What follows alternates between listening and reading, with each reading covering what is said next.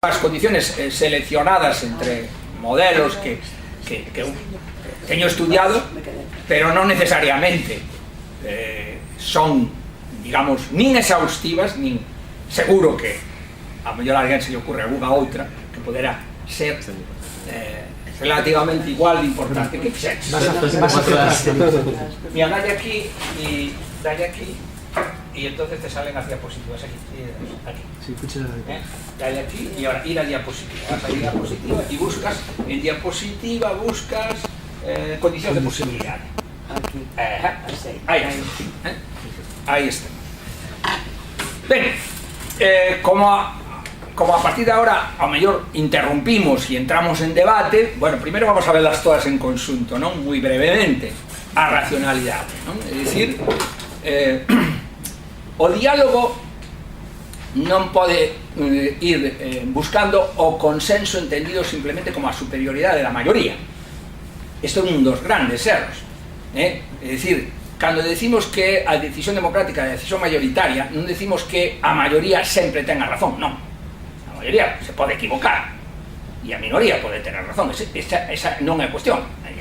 O consenso é simplemente unha maneira de solucionar unha discusión que si non se pode facer interminar, e entón hai que solucionar en un lado. Pero para evitar que as solucións señan solucións contrarias ao susto, temos que exixir que os argumentos se baseen en racionalidade, é dicir, argumentos que se sosteñan lóxicamente, que non señan, veremos, demagóxicos, que non señan meras falacias. Iso é o primeiro. Segundo, a objetividade. É dicir, cando nos argumentos temos que operar con feitos, e moitas veces temos que operar con referencias a feitos, os feitos teñen que ser objetivos. Aí non hai opinión. Cando hai unha falsedade, entonces o argumento é malo. Todo argumento que se apoia en falsedade é un mal argumento. Tanto non vale simplemente a racionalidade. Terceiro, imparcialidade. Iso ten que ver co que vimos antes. A búsqueda da xustiza implica a búsqueda de un ben que realmente sirva para todos. Xa veremos tamén como podemos concebir esa imparcialidade. A participación. Isto é, sen dúbida, casi todos os teóricos insisten en isto, unha das grandes eivas do modelo democrático, ou era tamén, e moito, evidentemente, do modelo comunista. Non cabe dúda que o modelo comunista ainda era peor. Pero o modelo democrático é un modelo que non favorece unha democracia participativa. Entonces hai que concebir modelos que non solamente permitan, sino que estimulen, que impliquen unha participación cidadana nos debates e tamén na toma de decisións. Este seguinte é quizá o máis cuestionable, non? Os modelos liberais tenden a decir, bueno, mira, en cuestiones éticas e morales cada quen ten a súa moral. Non. De acordo co modelo que eu aquí propoño, hai unha ética democrática. Unha ética mínima, certo, pero hai unha ética de mínimos sen a cal é imposible a convivencia social. E, por lo tanto, temos que ponernos de acordo tamén en esa ética mínima que todos temos que respetar, porque senón o diálogo é un diálogo de tramposos, como é moitas veces. Porque non se respeta esa ética de mínimos, sin o cal eu non me podo fiar no veciño. Me está dicindo unha cousa, pero eu en cada momento que lle escoito sei que se me a pode meter, me la mete, e entón eu non me podo fiar dele. Aí non hai posibilidade de diálogo. O diálogo significa unha confianza en que realmente compartimos valores mínimos, pero compartimos. E por último, si se dan esas condiciones, entonces se pode dar un consenso realmente democrático. Vamos a ver.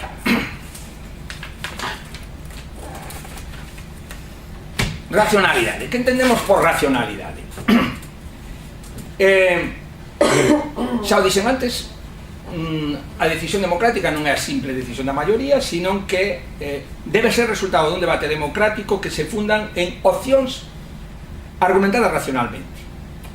E, sin embargo, que é o que estamos vendo na práctica política? O uso frecuentísimo de falacias demagógicas. Antes decía o compañeiro que precisamente estuvo mirando a definición clásica de demagogia, non? Que a demagogia xa a descubriron os gregos, que foron os que descubriron a democracia, e xa os gregos decían que a demagogia era o gran perigo da democracia. Que significa a demagogia? En Grecia, que era unha democracia asamblearia, sin embargo, Platón, que era un gran crítico da democracia, decía: o problema é que a asamblea é controlada polos demagogos. Por qué? Porque os demagogos saben usar hábilmente a retórica falaz e o povo é arrastrado por eles, que é o que significa a demagogia, arrastrar o povo con argumentos falaces. É curioso porque eu en filosofía traballo a lógica, non? E entón na lógica estudiamos as falacias e os exemplos me salen todos os días na prensa. É dicir, os políticos son o mellor contribuidor para poñer exemplos de falacias a nosos alumnos. A primeira, o argumento ad hominem. Continuamente dice: no, eso es falso porque lo dice fulanito, y ya se sabe, si los socialistas son todos unos corruptos, ¿cómo vamos a creer los socialistas? Bueno, perdón, si usted es un corrupto, ainda que o diga un corrupto, usted sigue siendo un corrupto. Entonces, que é unha variante do ad hominem moi frecuente, que é o chamado tu quoque. Yo seré corrupto, pero tú tamén. ¿Y qué? Deixa ustedes elo. Eso lo estamos vendo continuamente, non? É dicir, y seguimos el ad populum, el ad populum, el complacer as emocións máis simplonas do povo, que a veces realmente ten efectos, diríamos, paliativos, non? É o que acaba de pasar con toda a polémica dos desafiuzos, non? É dicir, de repente alguén morre e entón, bueno, hai que facer algo. Iso é demagogia.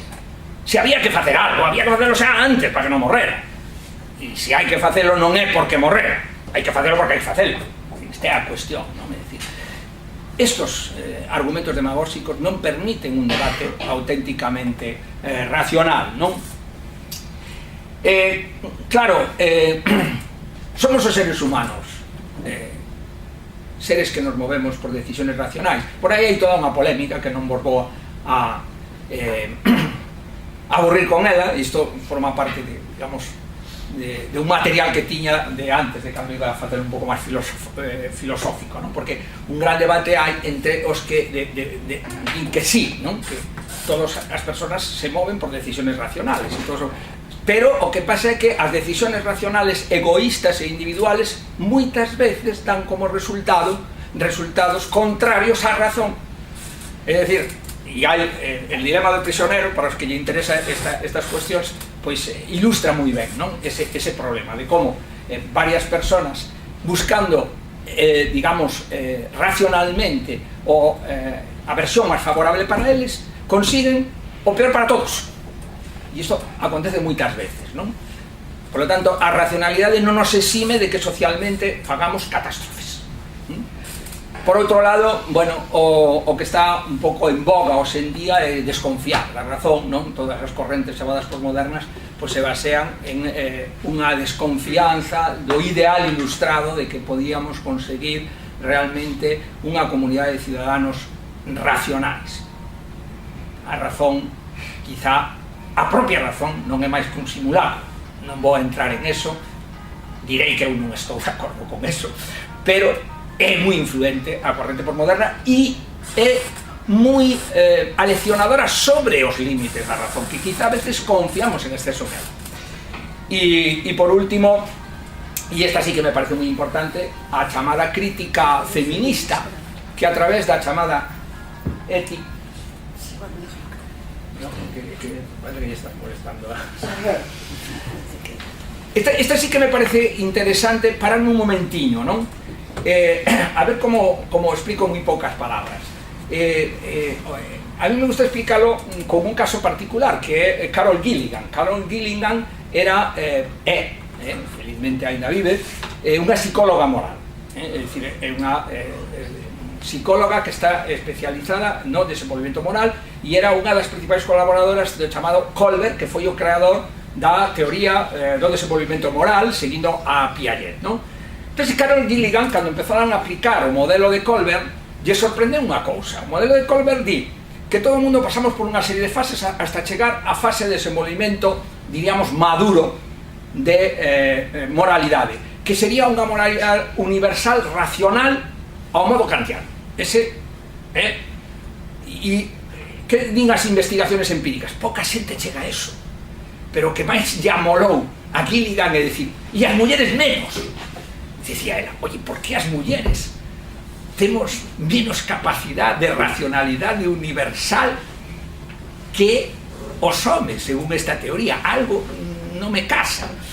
A ver si teño que recoñecer que, bueno, ela reflexionando sobre eso chegou a unha conclusión, e é que moitas veces o que acontece é que o universalismo racional, que di eu teño que salvar a humanidade en abstracto, se cumpre a costa de crear presuizos para a humanidade concreta que tes ao lado.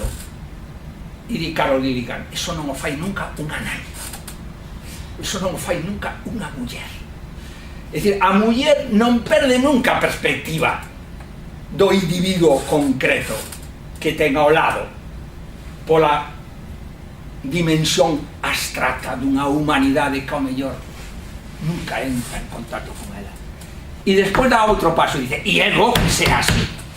Ese é un límite do modelo de Colbert, non un límite das mulleres. Pero a mí me parece moi interesante reflexionar sobre eso, non? É dicir, ese límite desa racionalidade pura, non? Que diríamos, faga eu o ben, ainda que mañán se destrúa o mundo. Oye, que clase de ben é ese? E, digamos, esta corrección da pura racionalidade abstracta, teríamos que alargarnos moito, me parece, sí, importante tomala en conta, non? Cando a racionalidade se leva a eses extremos de abstracción pura e de desprecio das persoas concretas, entón esa racionalidade non é a éticamente superior a que debemos aspirar. Bueno, con todo eso, vamos a enfrentar ao primeiro caso práctico. Pasas. O debate sobre o darwinismo en Estados Unidos.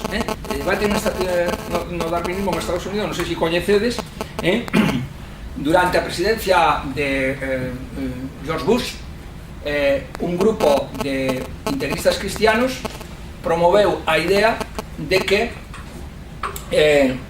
non se podía consentir que nas escolas públicas se educase no evolucionismo, porque iba contra a Biblia. E o evolucionismo era unha teoría como outra calquera. En algún estado conseguiron prohibir que nas escolas se impartise o evolucionismo. Pero a nivel xeral non. E a nivel xeral que intentaron? Bueno, unha serie de científicos afín ao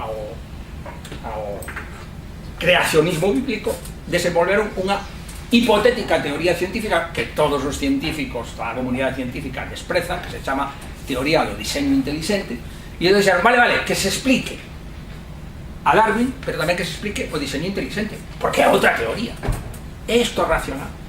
É dicir, podemos colocar ao mismo nivel unha creenza de tipo religiosa que é digna, e evidentemente ten o seu dereito de liberdade e de desenvolvimento nun espacio democrático, pero podemos colocar ao mismo nivel de unha teoría científica que a comunidade científica acepta como o paradigma dos estudios evolutivos. Realmente ten sentido eso? Bueno, durante a presidencia de George Bush se chegou a aprobar de forma favorable, e hubo algúns estados federales americanos que aprobaron eso, a obrigatoriedade. Ni siquiera estou seguro de si se levantaron esas leis hoxe en día. Non todos os estados federales como querían, pero algúns estados, en particular, por exemplo, o estado de Utah, que é o estado dos mormóns, pues aprobou isto, e non sei se o cambiaron aí. Claro, casos españois parecidos son os casos en que a Igrexa Católica intervén nos debates sobre o aborto e o matrimonio homosexual reservándose para sí a capacidade de superioridade sobre o que é éticamente legítimo ou non. É dicir, podemos